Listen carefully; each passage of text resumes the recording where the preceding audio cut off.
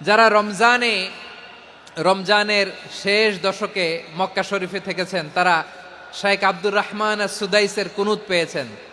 যারা পেয়েছেন অথবা কেউ টিভিতে ভিডিওতে দেখেছেন, শাইখ আব্দুর রহমান সুদাইস 27-এর আলোচনায় 45 মিনিট থেকে 1 ঘন্টা দোয়ায় কুনুত পড়ে। আল্লাহুম্মা হদিনা ফিমান হাদাইত ওয়া আফিনা ফিমান আফাইত ওয়া তাওয়াল্লানা ফিমান তাওয়াল্লাইত ওয়া বারিক লানা ফিমা আ'তাইত ওয়া কিনা ওয়াসরিফ আন্না বিরহমাতিকা শাররা মা কাদাইত ফাইন্নাকা তাকদি বিল হাক্কি ওয়া লা ইয়াকদা আলাইক।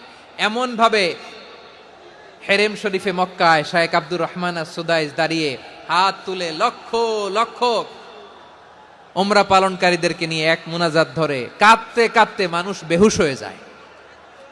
দোয়ার কথা শুনে গায়ের লোম খাড়া হয়ে যায়, হৃদয় বিগলিত হয়ে যায়, চোখ দিয়ে দাঁড় দাঁড় করে পানি নামতে থাকে। 27-এর রাতে মক্কায় শাইখ আব্দুর রহমান সুদাইসের দোয়ায় কুনুত যদি শোনেন, অনুগত হয়ে আল্লাহর কাছে চাওয়াকে বলে কুনুত। আল্লাহ বলেন আল কানিতিনা ওয়াল কানিতাতি, অনুগত বান্দাদেরকে আমি পছন্দ করি। আমার 3 নাম্বার পছন্দনীয় বান্দা হলো অনুগত নারী ও পুরুষ। সুবহানাল্লাহ পড়েন।